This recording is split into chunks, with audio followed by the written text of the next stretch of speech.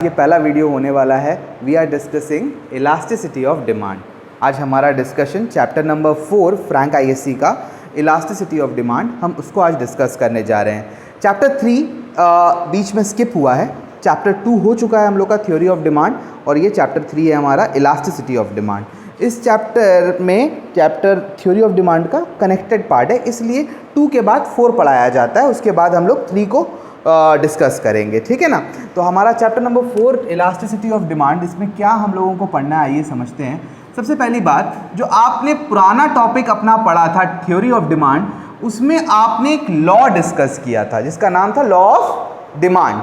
Law of demand हमें ये कहता है, जब एक कमोडिटी को हम कंज्यूम करते हैं और कंटिन्यूसली उसको कंज्यूम करते जाते हैं, तो उसको प्राइस के अनुसार उसका डिमांड जो है इफ़ेक्ट करता है। अगर किसी कमोडिटी का प्राइस ज़्यादा होने लगता है तो कंज्यूमर उसको कम खरीदना प्रेफर करता है, और किसी कमोडिटी का दाम अगर बढ़ने लगता है तो कंज्यूमर प्रेफर करता है कि उसको वो कम खरीदे। तो यानी कि दाम घटने पे वो ज़्यादा खरीदना प्रेफर करता है, और दाम बढ़ने पे वो कम खरीदना प्रेफर करता है। ये आपका थ्योरी ऑफ डिमांड में लॉ ऑफ डिमांड था हमारा। ये जो इलास्टिसिटी ऑफ डिमांड है, ये मैग्नीट्यूड को चेक करेगा। किसको चेक करेगा? Magnitude. What does this mean sir? Magnitude हम किसको बोलते हैं? मैग्नीट्यूड का मतलब है, देखिए प्राइस चेंज हुआ, अब प्राइस के चेंज होने से डिमांड कितना चेंज हुआ है वो हम ये इलास्टिसिटी ऑफ डिमांड में डिस्कस करने जा रहे हैं। तो इसलिए इलास्टिसिटी ऑफ डिमांड का मतलब क्या है? It is degree of responsiveness. क्या है बेटा? ये degree of responsiveness of quantity demanded due to change in factors affecting demand। अगर ब्रॉडली अगर हम बोलें तो आप ये समझिएगा कि डिग्री ऑफ रिस्पॉन्सिवनेस है क्वांटिटी डिमांडेड का due to change in factors affecting demand. इसका मतलब होता है इलास्टिसिटी ऑफ डिमांड। क्या मतलब होता है इसका? Elasticity of demand. अब इलास्टिसिटी ऑफ डिमांड अलग अलग फैक्टर्स पे अलग अलग तरीके से कैलकुलेट किया जाता है। जैसे कि अगर आप प्राइस को फैक्टर पकड़ते हो तो उस इलास्टिसिटी को बोला जाएगा प्राइस इलास्टिसिटी ऑफ डिमांड, और अगर आप इनकम को कंसिडर करते हो तो उसको बोला जाएगा इनकम इलास्टिसिटी ऑफ डिमांड, और अगर आप प्राइस ऑफ रिलेटेड गुड को डिस्कस कर फैक्टर को वेरिएबल मानते हो तब आपका कंसिडर किया जाएगा क्रॉस इलास्टिसिटी ऑफ डिमांड। उसके अलावा आपको कुछ और जानने की ज़रूरत नहीं है। आपके लिए 3 इलास्टिसिटी ऑफ डिमांड आपको समझना है। पहला है आपका price elasticity of demand. Price elasticity of demand क्या होता है? प्राइस इलास्टिसिटी ऑफ डिमांड का मतलब होता है degree of responsiveness of quantity demanded due to change in price of the commodity. Price में कितना चेंज हुआ है उसके इफेक्ट के अनुसार क्वांटिटी में कितना परसेंट चेंज हुआ है उसको हम बोलते हैं प्राइस इलास्टिसिटी ऑफ डिमांड। इसको हम किससे डिनोट करते हैं? It is denoted by EP. किससे डिनोट करते हैं इसको हम लोग? ईपी। ई लिखोगे, सफिक्स में आप लिखोगे P, EP, price elasticity of demand. दूसरे तरह का जो इलास्टिसिटी होता है उसको हम लोग बोलते हैं income elasticity of demand. Income elasticity of demand भी डिग्री ऑफ रिस्पॉन्सिवनेस ही है। क्या है ये? Degree of responsiveness. किसका? ऑफ क्वांटिटी डिमांडेड, लेकिन due to change in income of the consumer. इसमें वेरिएबल जिसका परसेंटेज से कंपेयर किया जाता है that is income of the consumer. Consumer के इनकम में कितना चेंज हुआ है उसके अनुसार अगर आप डिमांड के चेंज को चेक कर रहे हो that is termed as income elasticity. इसको हम डिनोट करते हैं ई सफिक्स वाई से, denoted by E suffix Y. आप ई लिखोगे, सफिक्स में वाई लिखोगे। तीसरा जो टाइप ऑफ इलास्टिसिटी है that is called cross elasticity of demand. क्या है तीसरा बेटा? Cross elasticity of demand. Cross elasticity क्या होता है? पहला क्या था? बोलो। दूसरा क्या है? तीसरा, प्राइस में कौन सा फैक्टर लिया गया? Price of the commodity. Income में क्या लिया गया?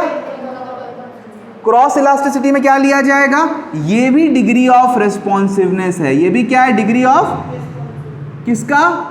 Of quantity demanded due to change in price of the related good. Price of the related good. Related good की प्राइस के साथ अगर आप वैरी करोगे डिमांड को तो वो बन जाता है आपका क्रॉस इलास्टिसिटी। इसको कैसे डिनोट किया जाता है? इसको डिनोट किया जाता है ई सफिक्स एक्स वाई से। किससे डिनोट किया जाता है? ई सफिक्स एक्स वाई से। इसमें आपको 3 तरह का इस चैप्टर में इलास्टिसिटी का डिस्कशन करना है। इसको हम बोलेंगे इलास्टिसिटी ऑफ डिमांड। अगर क्वेश्चन में मेंशन है कैलकुलेट इलास्टिसिटी ऑफ डिमांड, या आपसे पूछा what is elasticity of demand, तो what is elasticity of demand में आप बोलोगे कोई भी फैक्टर से डिमांड में इफेक्ट हो रहा है तो इलास्टिसिटी ऑफ डिमांड है। लेकिन अगर मेजरमेंट की बारी आएगी तो हम इलास्टिसिटी ऑफ डिमांड को समझते हैं प्राइस इलास्टिसिटी ऑफ डिमांड। क्या समझते हैं? Price elasticity of demand. तो आप ईपी बोलो या इसको जैसे ईडी बोला जाता है। ईडी और ईपी क्या हो जाता है? दोनों चीज सेम। ईडी और ईपी दोनों क्या है? सेम। इलास्टिसिटी ऑफ डिमांड कैसे कैलकुलेट किया जाता है? प्राइस इलास्टिसिटी कैसे कैलकुलेट किया जाता है? आपके सिलेबस में सिर्फ और सिर्फ मेजरमेंट जो है वो प्राइस इलास्टिसिटी का है। मीनिंग और टाइप ऑफ इलास्टिसिटी आपको इनकम का भी सीखना है, आपको क्रॉस का भी सीखना है, लेकिन जो मेजरमेंट आप सीखोगे just price elasticity of demand का। तो आइए हम लोग डिस्कस करते हैं कि प्राइस इलास्टिसिटी ऑफ डिमांड को किस तरीके से मेजर किया जाता है। तो प्राइस इलास्टिसिटी को मेजर करने के लिए आप लिखो, मैं लिख रहा हूं यहां पे methods for measuring price elasticity of demand. इसमें ना बच्चा 2 तरीके का मेजरमेंट होता है। कितने तरीके का? 2। पहला तरीका क्या है? पहला तरीका है आर्क इलास्टिसिटी। पहला तरीका क्या है? Arc elasticity. और दूसरा तरीका आपका होता है पॉइंट इलास्टिसिटी। पहला है आर्क इलास्टिसिटी और दूसरा है पॉइंट इलास्टिसिटी। आर्क इलास्टिसिटी और पॉइंट इलास्टिसिटी में फर्क क्या है? तो आर्क इलास्टिसिटी जो होता है ये मेजर करता है इलास्टिसिटी को at a range, over a range, measures elasticity of demand over a range. इसको हम लोग बोलेंगे आर्क इलास्टिसिटी। मतलब मान के चलिए ये डिमांड कर्व है, तो डिमांड कर्व में यहां से लेके यहां तक कितना इलास्टिसिटी है, इस रेंज को पूरा मेजर करना, that is called arc elasticity. और वहीं पे पॉइंट इलास्टिसिटी में जो हम इलास्टिसिटी को मेजर करते हैं वो at a point on the graph हम लोग इलास्टिसिटी को मेजर करते हैं। Measures at a point on demand curve. Demand curve के एक पॉइंट पे हम इलास्टिसिटी को मेजर करते हैं। मान के चलिए ये डिमांड कर्व है, तो इस पॉइंट पे इलास्टिसिटी कितना होगा वो मेजरमेंट होगा पॉइंट इलास्टिक मेथड में। इस आर्क में कितना इलास्टिसिटी है वो हम मेजर करते हैं आर्क इलास्टिसिटी में। इस पॉइंट में कितना इलास्टिसिटी है वो हम मेजर करते हैं पॉइंट इलास्टिसिटी में। आर्क इलास्टिसिटी के 2 मेथड हैं। कितने मेथड है? 2। पहले मेथड का नाम है परसेंटेज मेथड। क्या नाम है? Percentage method. इसको आप प्रोपोर्शनेट मेथड के नाम से भी पुकार सकते हो, प्रोपोर्शनेट और परसेंटेज मेथड। आर्क इलास्टिसिटी का दूसरा मेथड का नाम है टोटल एक्सपेंडिचर मेथड।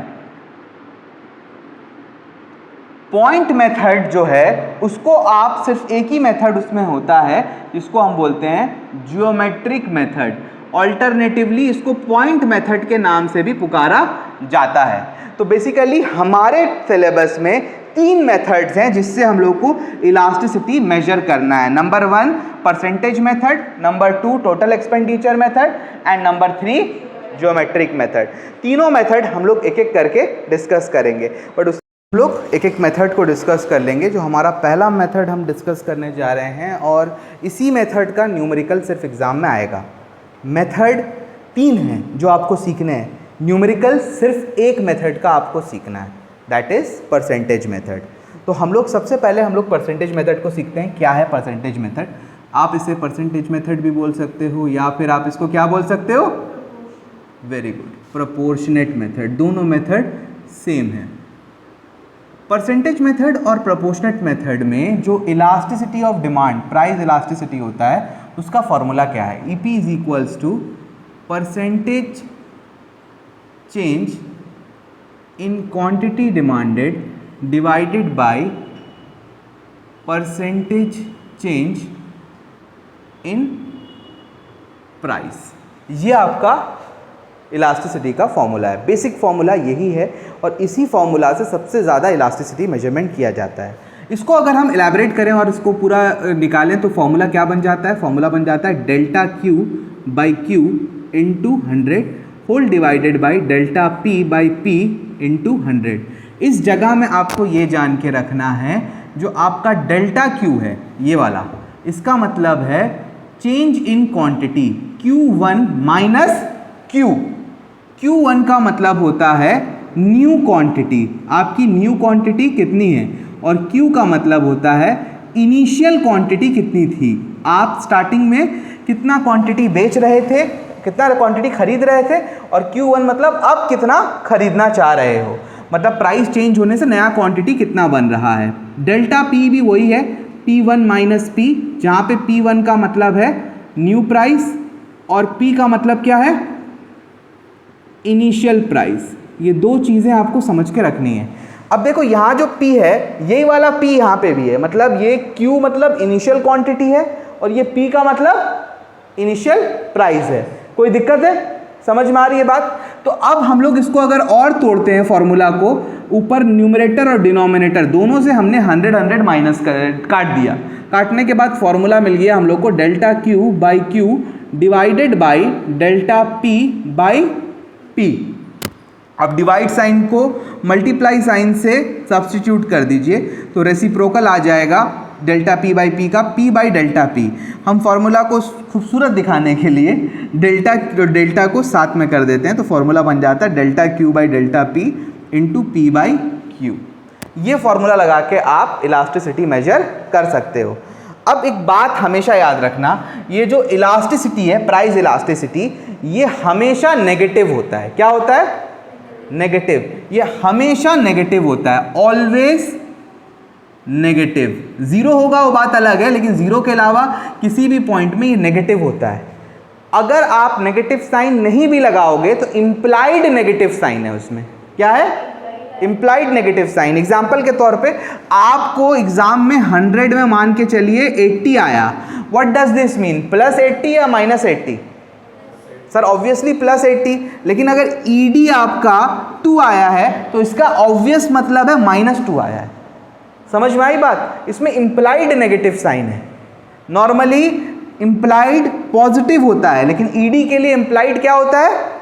नेगेटिव होता है। तो कहीं पे अगर आप ये देखते हो कि ये पॉजिटिव नेगेटिव दिया हुआ है, पॉजिटिव दिया हुआ है, कुछ लिखा हुआ नहीं है, तो इम्प्लाइड है कि वो क्या है?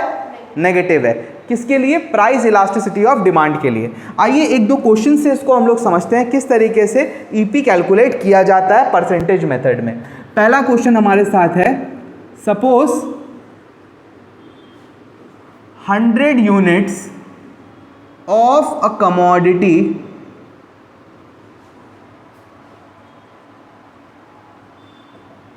is demanded at rupees 10 when the price increases to rupees 12 the quantity demanded falls to 80 units। अब यहाँ पे क्वेश्चन लिखा हुआ है कि प्राइस जो था पहले 10 रुपीज़ था और क्वांटिटी कितना था आपका? 100 यूनिट्स। प्राइस अब आपका हो गया है 12 और क्वांटिटी हो गया है 80। ये जो है इनिशियल प्राइस, इनिशियल क्वांटिटी, ये आपका न्यू प्राइस, न्यू क्वांटिटी। अगर हम इसको टर्म में लिखेंगे तो P हो जाएगा आपका 10, Q हो जाएगा आपका 100। P1 हो जाएगा 12 और Q1 हो जाएगा 80। कोई दिक्कत है? हमें निकालना क्या है? ED। ED का फॉर्मूला क्या है? Delta Q by delta P into P by Q। तो डेल्टा P के जगह हम लिखेंगे P1 माइनस P। P1 हमारा कितना है? अच्छा डेल्टा भी निकाल ही लेते हैं, चलो यहाँ पे सबसे पहले डेल्टा P निकालेंगे। डेल्टा P मतलब P1 माइनस P। 12 माइनस 10 कितना होता है? 2। और 80 माइनस 100 कितना होता है सर? माइनस 20। याद रखिए एक पॉजिटिव रहेगा तो दूसरा नेगेटिव होगा। दिस शोज कि इनवर्स रिलेशनशिप होता है प्राइस और डिमांड के बीच में। समझ में आई बात? तो अब यहाँ पे क्वांटिटी है आपका delta Q minus 20, delta P 2। तो आपको निकालना है ED। ED का फॉर्मूला बन जाएगा डेल्टा Q। कितना है बच्चा डेल्टा Q हमारा? Minus 20 by delta P। Delta P हमारा कितना है? 2 इंटू P। P कितना है हमारा? 12। और P हमारा 12 नहीं है, P हमारा 10 है। 10 और Q हमारा कितना है? 100। देखो P का मतलब होता है इनिशियल प्राइस और Q का मतलब होता है इनिशियल क्वांटिटी। तो ये आपका आंसर कितना आ जा रहा है यहाँ पे चेक करो। 0 कटा 0 कटा 0 कटा 0 कटा, आंसर इज -2। ED हमारा कितना? सॉरी -2 कहाँ से आएगा?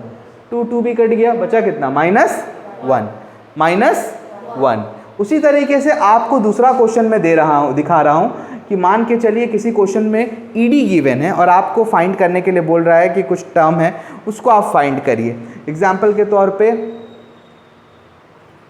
प्राइस, या ऐसे लिख देता हूँ, 80 units of a commodity is demanded eight ₹20।